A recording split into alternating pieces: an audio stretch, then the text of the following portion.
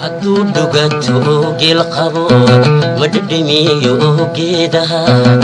u godan eesha dhuubtahay ana cudurkanigu dhacay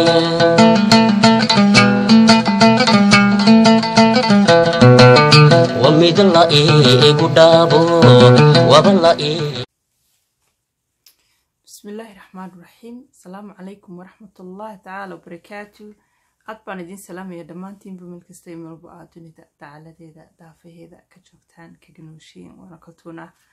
oo idinku salaamay salaan aad iyo aad u qaali ah oo qalbiga iyo laabta ka soo goday salaanta ka bacdi waxaan la qaybsanayaa qiso aynan inala qaybsatay qisadan oo noqonaysa qisada mataqaanaa familiyada mataqaanaa in ku wacyi gelinayno ama ay mataqaanaa family far badan oo dumay ama family far badan oo qarka u saaran inay dumaan yani aynu uga dhigayno wacyi gelin aynu uga dhigayno insha Allah hadii la yiraahdo qisadan inta markay inala qaybsanaysay kullayba qofba ma jecla in mataqaanaa in sirtiisa u banaanka soo dhigo hadana maxay tahay dadka qaar ba waxay jecel yihiin wixii ku dhacay qaladaadkii ku dhacay ay soo mareen inaanay dadka walaalaheed ama hablaha walaalaheed ama inamada walaalaheed aanay ku dhicin runtii oo ay waxyaabo fara badan qaladaad fara badan oo guurarkii hore ay kusoo jabeen kusoo hoogeen yani guurarka dambe ay ka helaan wacyi gelin si aanay kuga mudmadow dadka hore kusoo jabeen kusoo dhaceen aanay iyaguna uga dhicin runtii marka wax aad iyo aad u wanaagsan in mataqaanaa la is wacyi geliyo la isu sheego waxa qaldamay siday wax u qaldameen siday guurarkii hore u dumeen qaladaadku hageebu ka yimid oo qof walba hadoo aamuso oo intiisa gooni u qarsado kuwii kale cusba iyaga waxba ogeyn ay hogagii kuwii kale ay ku daadanayaan marka kulli wax isu sheeg iyo talada walaaltinimo ay soo gudbinaya waa qayb aad iyo aad u muhiim ah runtii iyadana waxaan ku leenahay jazakallahu khayr aniga wixii tamartayda ah maskaxdayda aqliga ku jira kulli aniga dabcan naftaydu waxyaabo fara badan ogahay baa jira inaan la qaybsado aan idin sheego aad iyo aad baan jecelahay because qaladaad fara badan oo soo dhacay inuu dad fara badan oo imka soo socda iyo guriyo imka dhismay inay ku dhacaan runtii ma jeceli marka waxaan jecelahay qaladaadka faraha badan leh ee guurarkii hore ku dhacay waxaana diidanayn iyo wuxuu mataqaanaa nin iyo gabadhba oo ay guriga marka la iskuursanayo waxa weeyaan waa waxay isu imanay guriga isugu imanay waa nin iyo gabadh aan weligood loo tis arag oo dariiqa isku bartay oo aroos isku bartay oo meel kale isku bartay ama ay dadba isbareen ama hawadaba qaar iska bartay baa iskuursanaya marka labada qof iskuursan guriga isugu imanayaan nololba sheer gareynayaan noloshii sheer gareynayaan qofkaasina wuxuu wataa dabeecadiisii qofka kalena wuxuu wataa dabeecadiisii waa laba qof oo completely yani opposite ah oo midba dhinaciisa goonida uu socdo marka labada qof different ah markii guri isugu yimaadaan waligood iyo lahooda aan isarag strange isku banaanka isku arkay isku bartay banaanka isku bartay markii guri isugu yimaadaan sida wada dhaqmi lahaayeen dabeecadda ila qof walba dabeecad gooni u leeyahay dabeecad gooni u la imanaya of course wad iska dhigi kartaa ayaam inaad yara agti garaysido qofkan kale yani wuxuu jecel yahay really ma xasan jecesha noo xasan jecel oo la yara agti gartay laakiin se nolosha markay dheeraato ay bahdo ma sii wadi karaysid way qof walba wuxuu jecel yahay waxa adiga ka soo ga'a inaad ku dhaqantid baad aad iyo aad u jeceshahay marka sideeba la isugu wadi karaa labada qof ee qofna uu dabeecadda wato qofna dabeecadda wato guri isugu yimid doonay inay wada dhaqmaan wada noolaadaan wada dhismaan qofna si aanu dhaawac u gaadhin qofna yani si aanu cadhoonin qofna si aanu u tabanin yani qofka kale uu iga cadhaysiiyey ama wuxuu igu leeyahay maan jeclaysan ama dabeecaddiisa maan jeclaysan ama siduu u dhaqmay maan jeclaysan waxyaabo fara badan ba meesha iska imanaya laakiin nolosha isku subad ma hadde Soomaalidu intooda faraha badan leh waxay moodaan labada qof markay isguursadaan inuu guurku mataqaanaa uu saa ku dhismayo oo mar haddii guur dhacay oo meeshii la isku guursaday in mataqaanaa dadku ay qasab inay isku fahmaan oo qasabkooda joogaan oo qasab mataqaanaa wax walba ay tahay qasab inay tahay Soomaalidu wadana qasab maaha way qofka bini'aadanka marka dulqaadka ka soo go'o yani maanta dambe waxay soo taagaysaa meel aanad ka noqon kareynin ayay soo taagaysaa marka inantan qisadina la qaybsatay ba waxay tahay mataqaanaa qayb aad iyo aad very important oo ay nolosheeda ka soo goysay waayo inantan waxay ahayd inan si inugu warantay aad iyo aad gurigeeda u jecel ubadkeeda jecel aan jeclayn gurigeeda inuu dumo gurigeeda inuu problem ku yimaado jecel inay gurigeeda mataqaanaa ay dhaqato ay wadato يعني سي happy ku tahay u wadato laakiin amarkii ilaahay dee iyadii iyo ninkiiba waxay noqdeen kala dabeecad bay noqdeen marka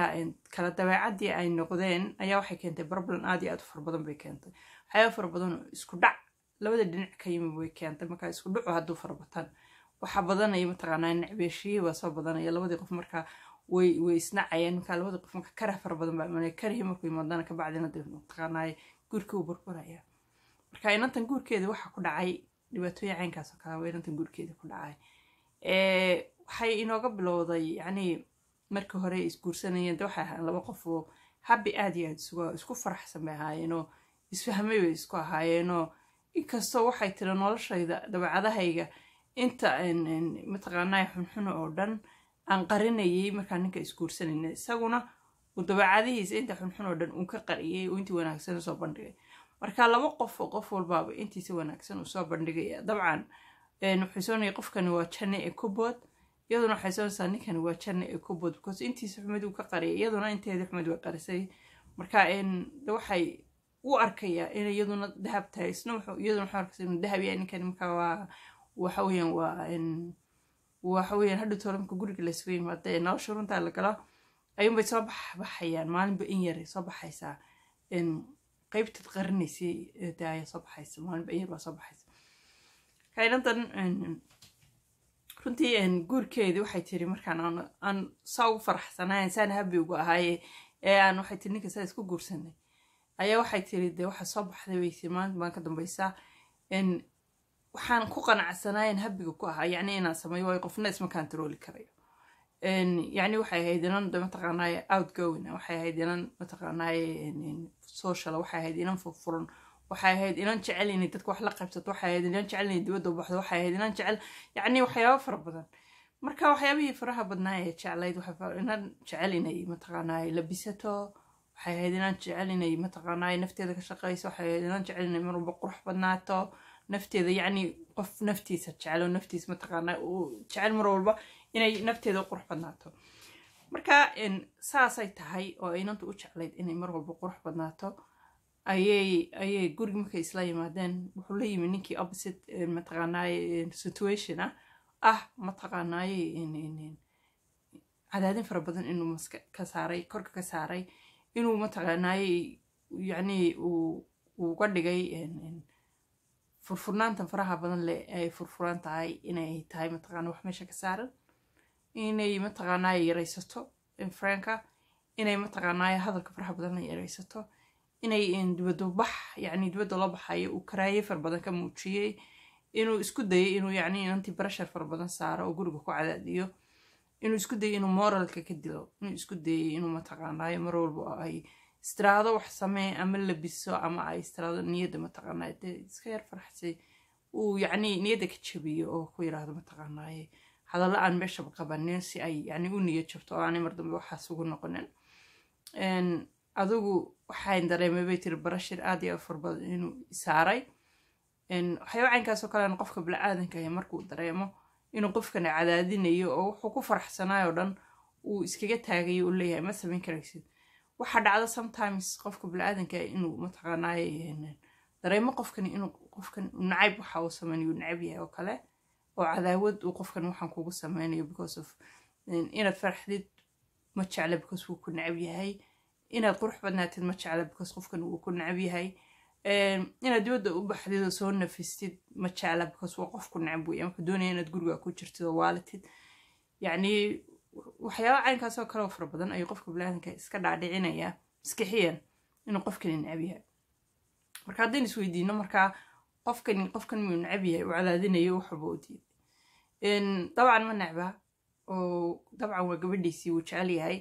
laakiin waxa keenaya waxa weeyaan wuxuu iska dhaadhiciyey ama ay iska dhaadhiciyeen dad caynkaas oo kale fara badan waxay iska dhaadhiciyeen qofkani hadda aad siisid freedom oo haddaad qofkan mataqaanaa u ogolaatid wuxuu jecel yahay isaga kasoo go-a aday yacni nusqaan kugu tahay ama mataqaanaaye qofkani aduu kugu dhibaateynaya beritoole dhibaatadooday kugu soo noqonaysaa ama qofkan intaanu xad ka goosanin ilaali oo cagta hoosteeda ku hay waxyaabo caynkaas oo kaloo fara badan ayuu qofkan kalena mataqaanaa maskaxdiisa ku ay ku fikirayaa laakiin marnaba meesha ma soo dhiganayo qofkan waad necab tahay cadaadi marnaba meesha ma soo dhiganayo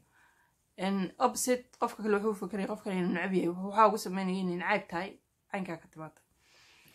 marka inantan sheekada caynkaasa ku dhacday runtii marka waxay tiri waxay tiri niyadda geliyay inuu ninkani nin aad iyo aad ii necab yahay uu cadaadinayo for example waxay tiri maalin kamida waxay tiri waan sirway tiri muddo aan guriga ku jiray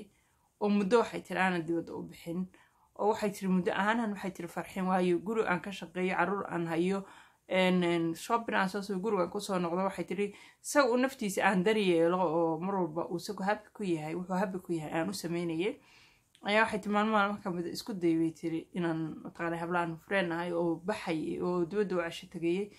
ayaa ila soo hadlay dabeetana waxay ugu yidhahdeen bay tiri waanu tegaynaa oo cashaanu tegaynaa kaalin raac waayo dabcan waa hablo la wada qabo oo xaasisa oo raggoodii iyaga laftigoodu dee ay mataqaanaa soo fasaxeen ay soo daayeen weyaan oo iyada la mid ah marka waxay tiri marka hablihii aan friendka ahayn dee iyagu wax xaasaska ahayn ogaabay tiri la qabay markay ila soo hadleen ugu yidhahdeen caawan baxaynaa kaalin raac ay ugu yidhahdeen waxay tiri dabcan anu qof weyna waxaan odhan kari waayey way tiri ma tagay because ninkayga ima ogolo waan odhan kari waayey dabcan waana mataqaanaa way yar adag tahay marka waxay tiri waan hablihii waxaan ku dhaweytay waan raacaya weeyahay waan ballan qaaday bay tiri hablihii marka waxay tiri ninkii ayaa waxay tiri maalintii u warwarsanaa intuu guriga kusoo socda dhan warwarsanaa sideebaad ugu sheegtaa aad u tiraahdaa hablahaasaan raacaya yacni warwar aad iyo aad u fara badan baa isoo kor saaray bay tiri markaa markuu guriga soo galay waxay tiri ayaan ku dhawey tiri cashada ban degdeg u siiyey guriga dhuwan kala hagaajiyey wuxuu walba sida yacni ilmo yaroo la maslaxaya oo kale ma aragtay ayaa waxay tiri aan hab gabgeyga waxaan habay tiri waayo intaa yaran hablaha u baxayo hablaha la soo cashaynayo bay tiri baan diyaarsanaya oon isleeyahay bay tiri iyo wax walba dee isu duldhigiyo hadhow tolka dhan waaye marka waxay tiri waxaasoo dhan markaan sameeyey uu guriga yimi ayaa waxay tiri fadhiga lasoo fadhiistay markaan ku dhibay tiri caawan baxaya xagaba baxaysaa hablahan asxaabta nahay baa casho u baxay oo aan raacaya naa casho iyo waxaa layne naga fadhiisan buu ku yidhi naga hawalwaalana magaalada wareegee la yaqaano ayunba cashay waxaa ku meeraysta aduuna makuyo kalaad noqonaysaa iska fadhiisa adeer waa la yaqaana dumarka magaalada casheeye waxay yihiin waxay tiri dhidid gebigeygi kor iyo hoos waxay tiri waxaan ku hadlaan gara waaye nafti baa iga baxday waxay tisaasaan waxaan ku dhawey tiri hablahan oo dhan waa la wada qabaa haddii la wada qaba buuyi maxay ka galaan qabitaankooda anuu hablahan qabaa adaan ku qabaa fadhiba kugu gurigaaga maxaad ku hadlaya markaas oo kale yacni laakiin inuu ilmo yaro u dhalay uu yahay oo kale ayuu kasoo qaada kamuu soo qaadan gabadhan inuu gabadh uu shalay toola guursaday ay tahay gabadh ay mataqaanaaye nolol ka dhaxaysa ay tahay qof weyn inay tahay inay respect iyo ixtiraam iyo xishood ay u baahan tahay kamuu soo qaadan laakiin wuxuu kasoo qaaday inay ilmo yar oo yacni ilmihiisoo kale ah sida xitaa ilmahaagana saa ula hadli karin inaad ka odhan karin fadhiiso aan ka odhan karin ilmahaaga wuxuu jecel yahay waa inaad dee aad siisid u dhamaysid marka runtii waa wax aad iyo aad u xanuun badan aad bay u xanuun badan tahay waxay tiri runtii hablihii meesha way fadhiyaan way sugayaan bay tiri telefoon bay soo garaacayaan waxay ku leeyihin goormaad soo baxaysa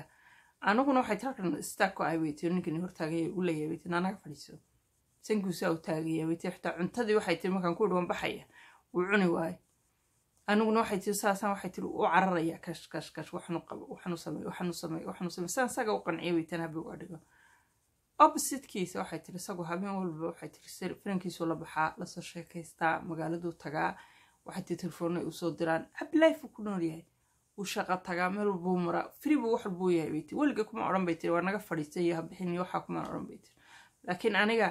waxay tiri wuxuu saaraya barashar aad iyo aad fara badan bay saaraya bay tiri marka waxay tiri habeenka koow bay ahayd habeen kale oo mataqaanaa iyadana saasoo kale ay ku dhacday aroos tagaysay oo inan ay mataqaanaa aad iyo aad isugu xidhan yihiin inanteedii aroos loo dhigaya ayaa soo casintay marka dee waa dad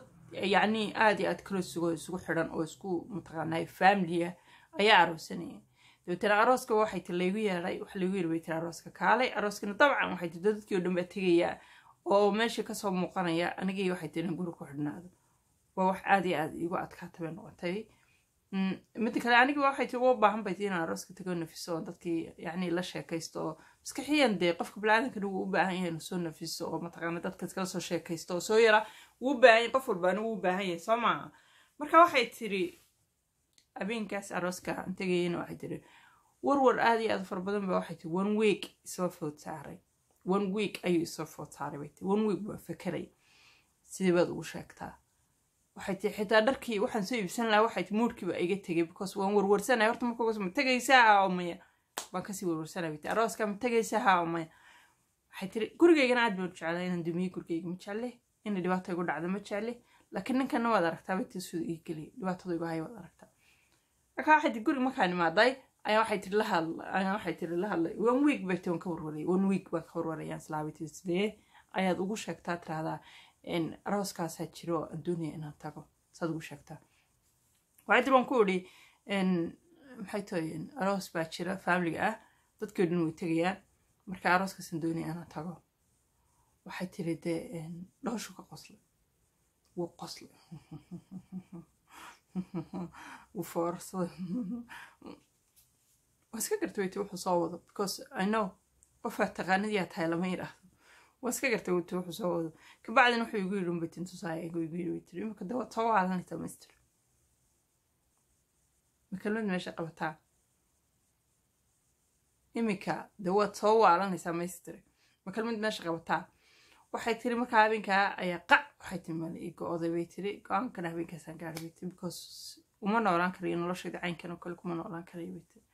nolol aan ku noolaan karaa ma jirto way tiri saan kale qofna kuma nool qof la adag noolaan karaa ma jirto marka gurigayga dhan ee dumay wuxuu u dumay way tiri ninka caynkaas ee situationka caynkaas oo kale igu hayay dhibaatooyinka caynkaas oo kale igu hayay maalintaas aan go'aan ka gaaray way tiri maalintaas waxaan ku dhubay tiri habeenka arooska waan tagaya wana baxaya marka arooska soo noqdana go'aan baan noloshayda ka gaadhay adiga aan ma sii wada joogayno waxay tuu qaadan waayeen namaradii buu leeyahay ma sii wada joogayno ha waxay tiri anyway waxaan hadalkeedii ku daalinin inantu waxay tiri go'aankaygii aan gaadhay habeenka ayaan gaadhay ana arooska tagayay habeenka ayaan gaadhay ninkan inaan mataqaanaa warqadayda ka qaato because noloshan aan ku jira nolol xayaato leh maaha midaan kusii jiri karana maaha waan jeclaa gurigayga inaan haysto waan jeclaa inaan dhaqdo laakiin waxa weyn adag bay iga dhigay noloshu igu soo adkeeyay marka nolol aan kusii jiri karayay way ii noqon weyday inay cunto weyday habeenkaasaan warqadeydii ka qaatay habeenkaasaan go'aan ka gaadhay ka bacdi